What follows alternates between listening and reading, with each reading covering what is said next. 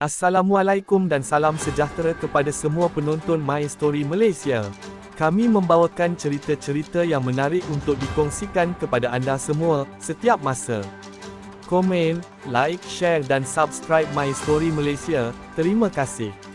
Presiden Pertubuhan Gagasan Inovasi Rakyat Malaysia, PGIRM, menuntut penjelasan daripada Kerajaan dan Kumpulan Wang Simpanan Pekerja, KWSP, mengenai status golongan sasaran inisiatif, akaun fleksibel, atau akaun 3 yang akan diumumkan pada April depan.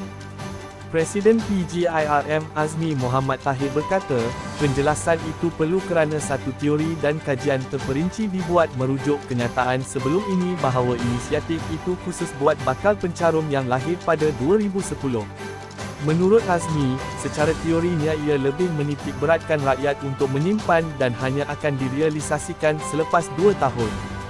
Sehubungan itu, kami mahu jawapan tuntas adakah benar teori dan kajian di atas di dalam Dewan Rakyat atau melalui kenyataan media Menteri Kewangan II, Datuk Seri Amir Hamzah Azizan dan Ketua Pegawai Eksekutif, CEO, KWSP, Ahmad Zulkarnain dalam masa terdekat dan bukan pada hari pelancaran akaun fleksibel pada bulan April nanti. Ia kerana kenyataan Datuk Seri Amir Hamzah dalam Dewan Rakyat baru-baru ini menyatakan bahawa bila akaun fleksibel dilancarkan tidak akan ada tuntutan bersasar. Persoalannya dari manakah sumber wang yang akan dimasukkan ke dalam akaun fleksibel? Katanya dalam satu kenyataan media, pada Sabtu. Menurut Azmi, PGIRM turut menuntut penjelasan lain terutama mengenai had umur yang melayakkan seseorang berdaftar sebagai ahli KWSP. Adakah pencarum yang lahir pada tahun 2010 dan ke atas sudah boleh mendaftar sebagai ahli KWSP seawal usia 14 tahun? Kedua, adakah pencarum perlu menyimpan terlebih dahulu sehingga capai satu jumlah minima yang akan ditetapkan oleh KWSP kerana caruman secara automatik diambil sama ada 3 atau 5% masih dalam perincian KWSP yang belum ditetapkan ke dalam akaun fleksibel setiap bulan dan hanya boleh dikeluarkan tanpa syarat selepas 2 tahun menyimpan. Ketiga, adakah pencarum aktif sedia ada akan diberi pilihan sama ada mahu memotong caruman mereka masuk ke dalam akaun fleksibel bagi tujuan menyimpan untuk kegunaan kecemasan di masa depan.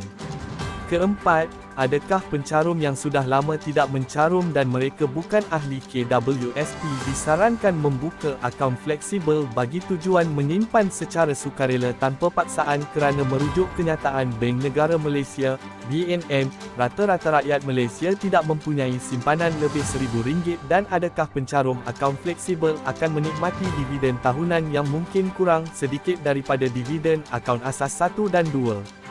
Katanya, menurut Azmi, seramai 99,335 ahli KWSP tertekan dengan keadaan kos sara hidup tinggi dan pendapatan tidak menentu.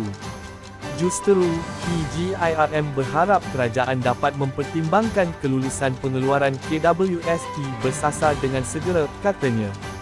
Bertemu lagi di video seterusnya dalam cerita-cerita menarik. Jangan lupa komen, like, share dan subscribe atau langgan YouTube My Story Malaysia. Terima kasih.